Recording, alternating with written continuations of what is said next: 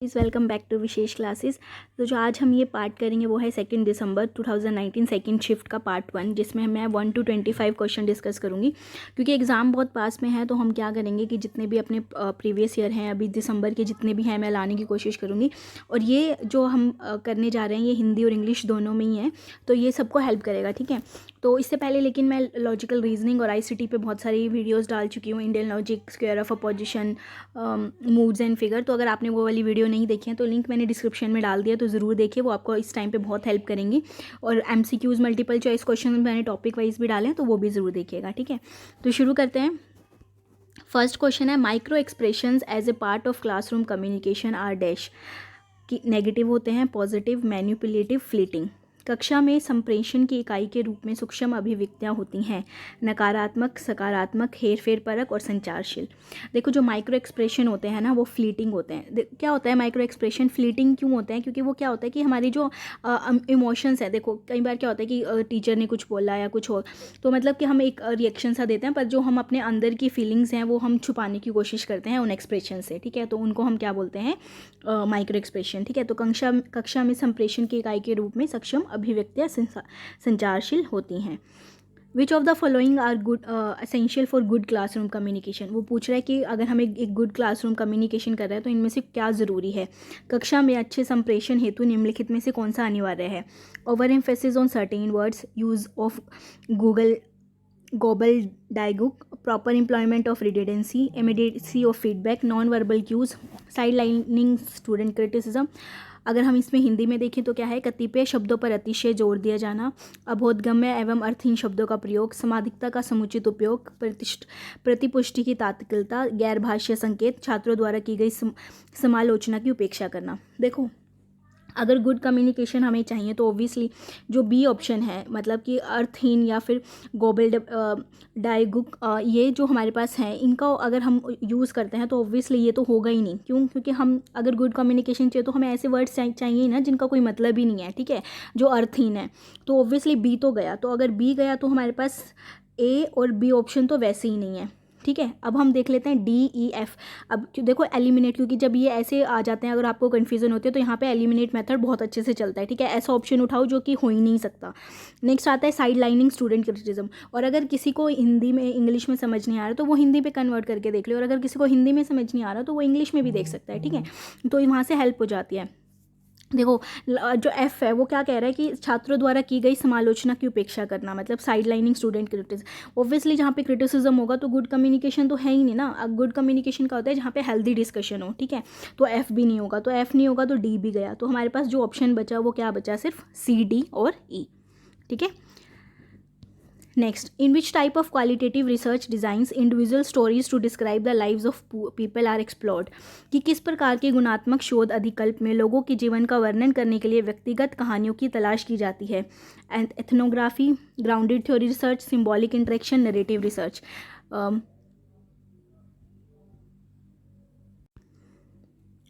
तो यहाँ पे जो आता है वो आया है नरेटिव रिसर्च, तात्मक शोध। ठीक है, उसमें क्या होता है कि जो देखो नैरेटिव रिसर्च होता है वो एक टर्म होती है जो क्या करती है? ग्रुप ऑफ अप्रोचेज लेती है, जिसमें वो किस पे रिलाई रहती है? स्पोकन वर्ड्स और विजुअल रिप्रेजेंटेशन ऑफ इंडिविजुअल्स। ठीक है, ये अप्रोचेज बेसिकली किस पे फोकस करते हैं? लाइफ ऑफ इंडिविजुअल पे, as they told their own stories. मतलब वो अपनी स्टोरीज, वहाँ पे क्या होता है कि इंडिविजुअल अपनी खुद स्टोरी बताते हैं और उसके बेस पे हम क्या करते हैं?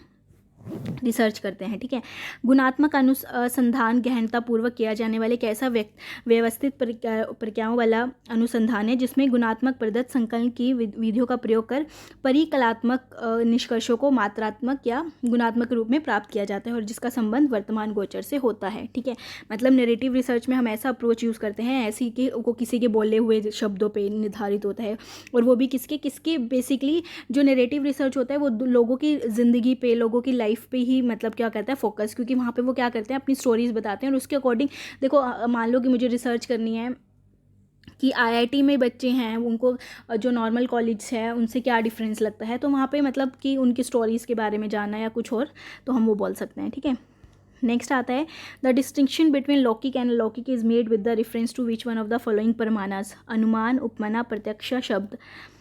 निम्नलिखित में से किस प्रमाण के संदर्भ में लौकिक और अलौकिक के मध्य अंतर ज्ञात किया जाता है? देखो, ये हम पहले भी कर चुके हैं वैसे, पर ये जो लौकिक और अलौकिक है ये प्रत्यक्ष में होता है। लौकिक में होता है कि जो डिवाइन मतलब जैसे वेदास हैं, हम मानते हैं कि जो वेदास हैं वो गॉड ने ही लिखे हैं, उनके ही द्वारा क्रिएट किए गए हैं, तो हम उसमें वो मान के चलते हैं लौकिक में। और अलौकिक में मानते हैं कि जो वेद गुरुज हैं या कुछ और हैं, मतलब जिनके वर्ड्स पे हम रिलाय रह सकते हैं, क्योंकि प्रत्यक्ष में क्या होता है कि हम सामने जो हमारी चीज़ है उस पर क्या ज़्यादा फोकस करते हैं। ठीक है, नेक्स्ट आता है all student clear their exam and few student did not clear their examination, this is an instance of contradictory, super altern, sub altern, contraries, कि सभी छात्रों ने अपनी परीक्षा उत्तीर्ण की तथा कतिपय छात्रों ने अपनी परीक्षा उत्तीर्ण नहीं की।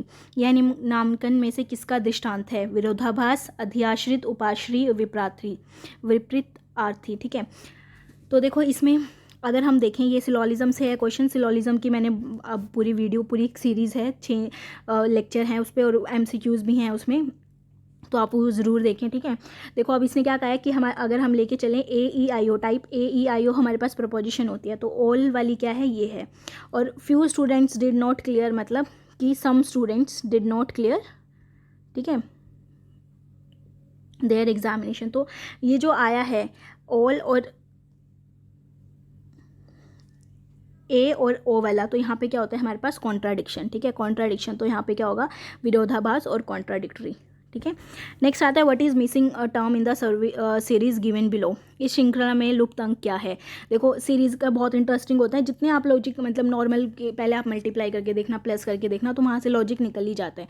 तो हम इसमें देखते हैं कि क्या लॉजिक है। ठीक है, देखो अगर हम इसमें देखें तो ये क्या बन रहा है? 2 + 4, 6 + 4 10, 10 + 4 14। अगर हम इसमें देखें 4 3 ज़ा 12, 12 3 ज़ा 36, तो ऑब्वियसली यहाँ पे जो आंसर आएगा अब क्या होगा? 36 3 ज़ा, तो वो क्या होता है? 108। ठीक है, तो ऐसे करके देखना, मतलब कुछ ना कुछ लिंक बन ही जाएगा। अगर आपने देखा पहले, मैं अगर होता तो मैं क्या देखती, डिफरेंस देखती कि इसमें क्या आ रहा है, 2 6 ऐसे करके। ठीक है, तो मतलब ऐसे आप कुछ भी लॉजिक करके देखना। तो ये बेसिकली प्रैक्टिस पे ही है, तो ये बहुत सिंपल था। तो अगर हमने देखा तो इसका आंसर क्या था? सी। ठीक है, सी 108।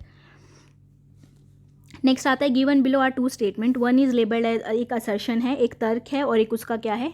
एक अभिकथन है, और दूसरे को तर्क की तरह। मतलब असर्शन और रीज़न वाले देखो क्या होते हैं कि आपको एक असर्शन दिया जाता है, अभिकथन दिया जाता है, और फिर तर्क बोला जाता है कि क्योंकि ये इसलिए। ठीक है, मतलब आप ऐसे करके देखना उसको कि क्या वो उसका बन रहा है, रीज़न बन रहा है उसका। ठीक है, करेक्ट एक्सप्लेनेशन बन रही है। तो असर्शन में क्या है कि if a teacher wants to improve his or her abilities as an effective classroom communicator, he or she should first understand the student.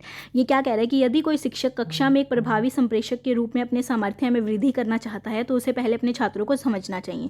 ठीक है, हम सिंपल अगर लैंग्वेज में बोलें तो बोल रहा है कि अगर टीचर को चाहिए कि वो अपनी एबिलिटीज़ को इम्प्रूव कर सके, तो एक इफेक्ट मतलब अगर उसको एक अच्छा कम्युनिकेटर होना है तो उसको पहले समझना पड़ेगा कि उसके स्टूडेंट कैसे हैं, क्या चाहते हैं। ठीक है, वैसे तो होना ही चाहिए ये, क्योंकि अगर मैं स्टूडेंट्स को नहीं समझ पा रही हूँ, सपोज़ कि आपको कुछ समझ नहीं आ रहा है, ठीक है, मैं आप लोगों को समझ ही नहीं पा रही हूँ कि किस कहाँ पे प्रॉब्लम है, मतलब आपकी क्योंकि हर एक स्टूडेंट एक जैसा नहीं होता, किसी को थोड़ा टाइम लगता है, किसी को ज़्यादा टाइम लगता है समझने में, तो हमें पहले स्टूडेंट को समझना बहुत ज़रूरी है।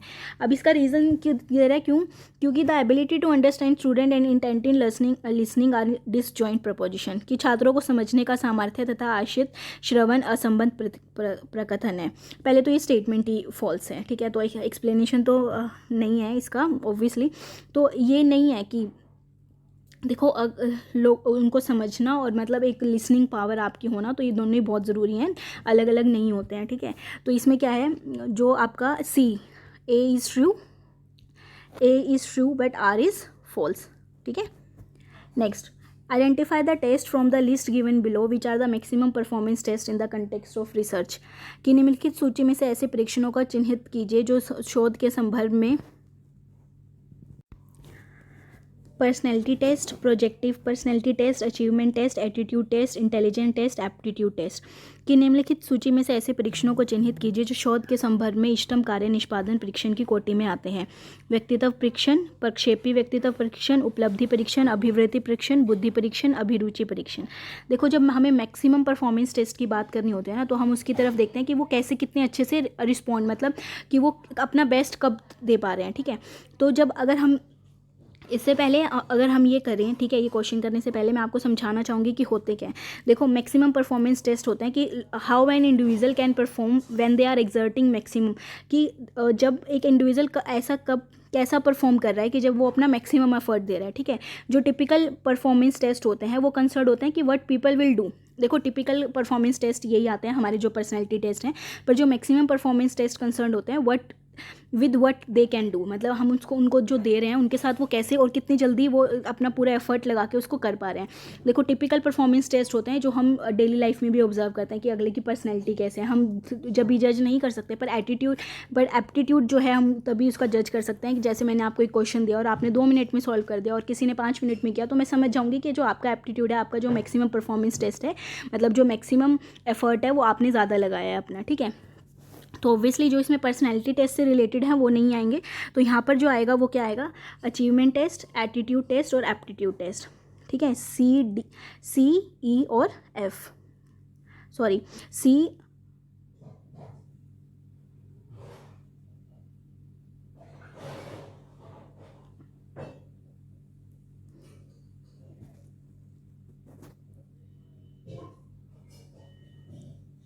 अचीवमेंट टेस्ट सी, ठीक है। उसके बाद हमारे पास इंटेलिजेंट टेस्ट, एटीट्यूड टेस्ट वही पर्सनैलिटी वाले में आ गया, तो ये नहीं आएगा, सॉरी। यहाँ पे क्या होगा, जो अचीवमेंट टेस्ट है, उपलब्धि, बुद्धि मतलब और अभिरुचि, एप्टीट्यूड। तो यहाँ पे क्या है कि जो मतलब हम उसके मैक्सिमम एफर्ट की तरफ देख रहे हैं, तो यहाँ पे जो अचीवमेंट, इंटेलिजेंट और एप्टीट्यूड टेस्ट हैं वो उसके उसमें आएंगे। तो यहाँ पे जो आंसर होगा वो CEF, डेट इज सी, ठीक है। तो उपलब्धि परीक्षण के माध्यम से छात्र द्वारा ग्रहण किए गए ज्ञान या अथवा किसी कौशल में निपुणता का मापन किया जाता है। बुद्धि परीक्षण का तात्पर्य उन परीक्षणों में से है जो बुद्धि लब्ध के रूप में केवल एक अंक के माध्यम से व्यक्ति के सामान्य बौद्धिक एवं उसमें विद्यमान विभिन्न विशिष्ट योग्यताओं के संबंध को इंगित करता है, ठीक है। और इन परीक्षणों द्वारा शक्ति के सम्मुख विभिन्न कार्यों को भी प्रस्तुत किया जाता है। नेक्स्ट आता है लेवल ऑफ मेजरमेंट और properties. Nominal, ordinal, interval ratio, ये रिसर्च से क्वेश्चन है, तो आपको इसकी प्रॉपर्टीज़ बतानी है कि किसमें क्लासिफिकेशन ऑर्डर इक्वल यूनिट और एब्सोल्यूट जीरो होता है, किसमें classification order and equal unit, किसमें सिर्फ क्लासिफिकेशन और सिर्फ क्लासिफिकेशन एंड ऑर्डर। देखो बहुत सिंपल है। देखो, सिर्फ उसमें क्या होता है, नॉमिनल में सिर्फ क्लासिफिकेशन होता है, ठीक है। ऑर्डिनल में क्लासिफिकेशन और ऑर्डर वाइज करते हैं। इंटरवल में क्या होता है कि हम क्लासिफिकेशन एंड ऑर्डर और इक्वल यूनिट और रेशियो उन सब का ऊपर सबसे ऊपर होता है, जो एब्सोल्यूट जीरो को भी कंसीडर करता है। तो अगर हम यहाँ पे देखें तो ए का थर्ड, बी का फोर्थ, सी का सेकंड और डी का फर्स्ट। तो यहाँ पे जो आंसर बनता है डैट इज डी, ठीक है। तो हिंदी में भी ऐसे हैं कि जो नामिक, क्रमिक, अंतराल और आनुपातिक हैं। जो वर्गीकरण होता है वो सिर्फ नामिक में होता है, तो ए का थर्ड। क्रमिक जो होता है उसमें वर्गीकरण और क्रम दोनों होते हैं। अंतराल में क्या होता है, वर्गीकरण, क्रम और समान इकाइयाँ। और आनुपातिक में क्या होता है, वो निरपेक्ष शून्य को भी कंसिडर करता है, ठीक है। तो D is the answer. Next आता है विच of the following research is cyclic in nature. निम्नलिखित में से कौन सा शोध चक्रीय प्रकृति का है, ठीक है। Fundamental research, applied research, action research, evaluative research. मौलिक शोध, व्यवहार शोध, क्रियात्मक शोध और मूल्यांकनात्मक शोध। तो इसमें इसका जो आंसर है वो है एक्शन रिसर्च, ठीक है। जो एक्शन रिसर्च होता है वो हम उसको ऐसा भी बोल सकते हैं, an approach in which action researcher और client collaborate in the diagnosis of the problem. देखो बेसिकली क्या होता है, एक्शन रिसर्च क्यों होता है साइक्लिक, इसमें क्या करते हैं वो बार बार उसका जो प्रॉब्लम है उसको देखते रहते हैं। पहले उन्होंने देखा, फिर उसका आउटपुट लिया, ठीक है। उसके बाद फिर से वही अप्लाई करके देखा कि कुछ और चेंज आ रहा है, मतलब या फिर कुछ और चेंजेस करके देखे कि हमारी जो आउटपुट है उसमें कुछ रिजल्ट में चेंज हुआ या नहीं हुआ। मतलब कि वो हर एक बार, जैसे कि सपोज़ कि मुझे किसी हॉस्पिटल में कुछ नई कोई कोरोना के ऊपर ही अगर हम लगा लेते हैं, ठीक है, उसकी हम अगर प्रॉब्लम देख रहे हैं तो बार बार मैं क्या करूँगी, इसको देखूँगी कि मैंने इस पर ये लगाया था तो इसमें क्या रहा। तो ये एक्शन रिसर्च क्या होता है, साइक्लिक, मतलब जो चलता रहता है, ठीक है। मतलब हम शुरू से शुरू करते हैं, पहले वो देखते हैं कि प्रॉब्लम क्या थी, फिर उसको सॉल्व करते हैं, फिर उसके बाद देखते हैं कि क्या रिजल्ट निकला, फिर इस रिजल्ट को एनालिसिस करते हैं जैसे हमने शुरू में प्रॉब्लम को की थी, फिर वही। तो मतलब यहाँ से क्या हो जाता है कि अब आपके पास ये साइक्लिक आता है।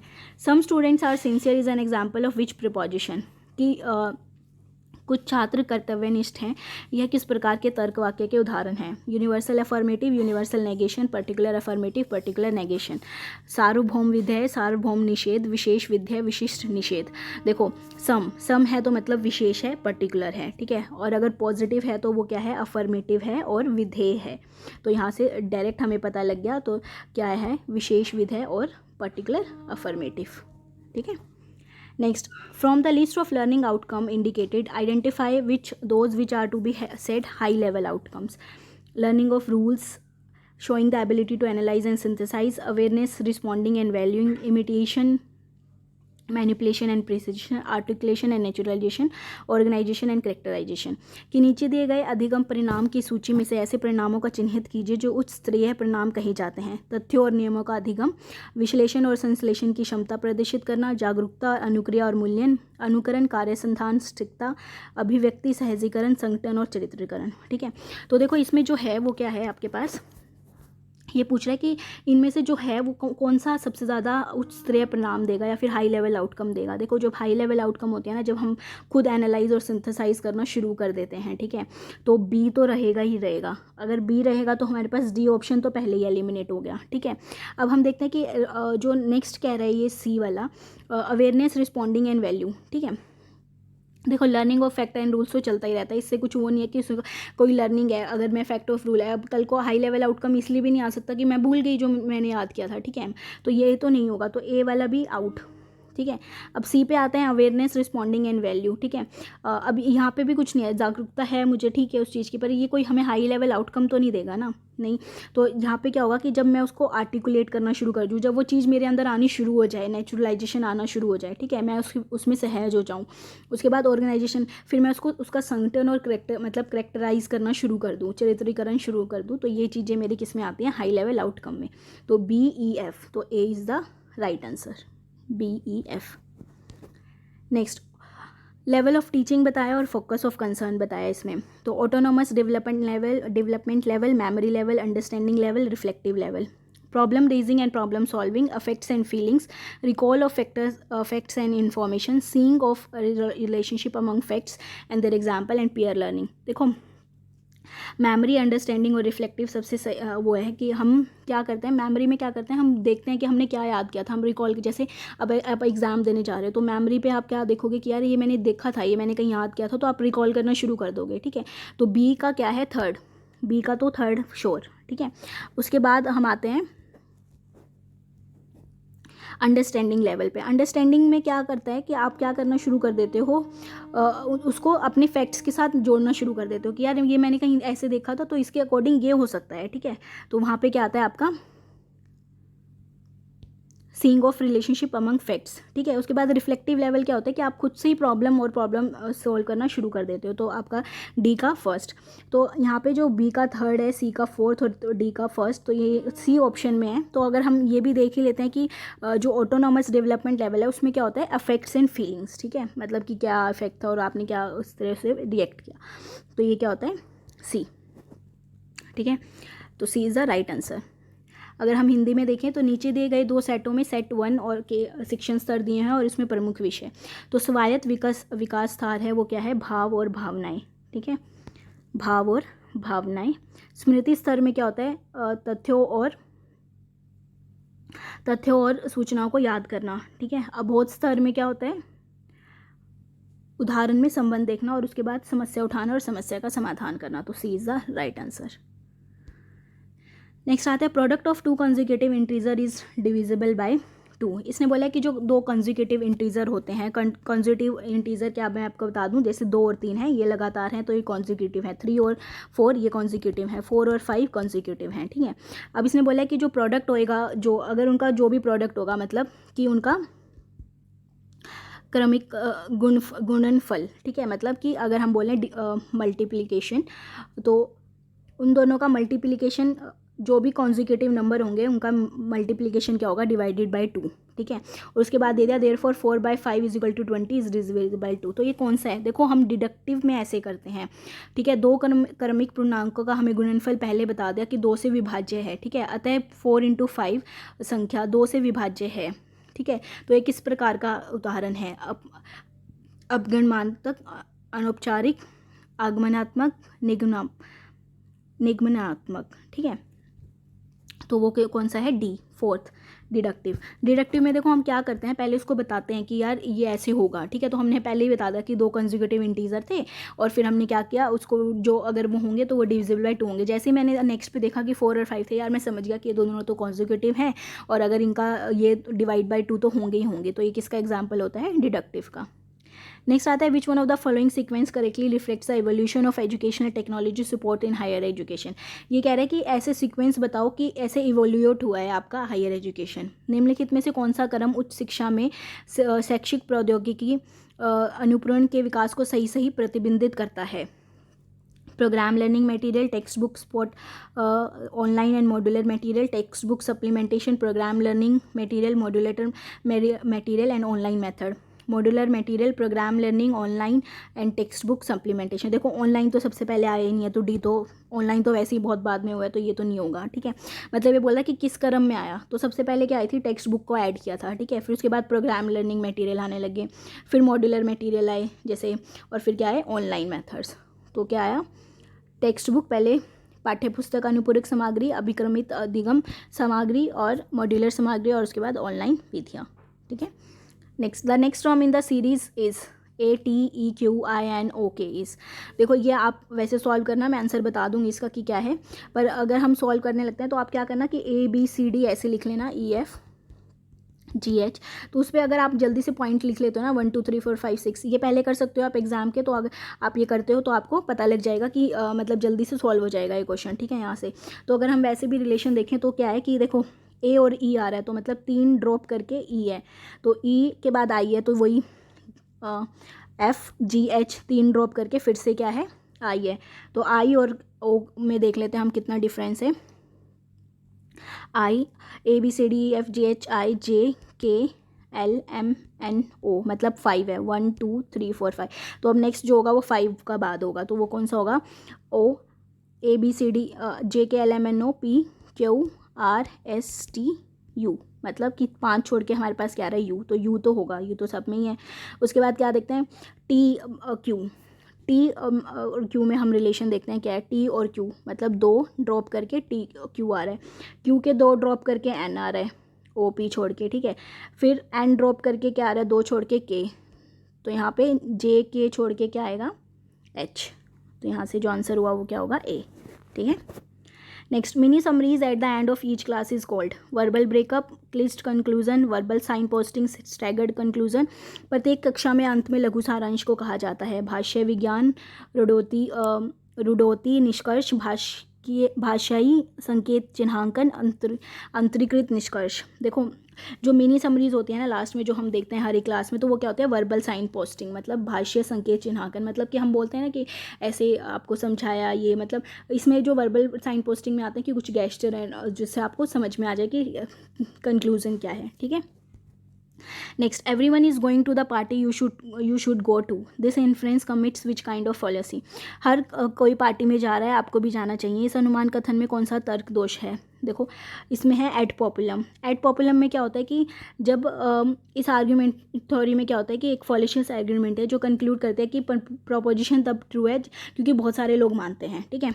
अगर if it many believe so it, अब देखो बहुत सारे लोग जा रहे हैं पार्टी में तो आपको भी जाना चाहिए, तो मतलब बहुत सारे जा रहे हैं तो उस बहुत सारे पार्टी में जा रहे हैं तो इन कुछ मतलब इम्पॉर्टेंट ही होगा या फिर इम्पॉर्टेंट पार्टी है तो मतलब आपको भी जाना चाहिए। तो इसमें बहुत सारे आ गए, मतलब जहाँ पे बहुत सारे लोग बिलीव कर रहे हो कुछ कर रहे होते हो तो वहाँ पे आपको क्या करना होता है,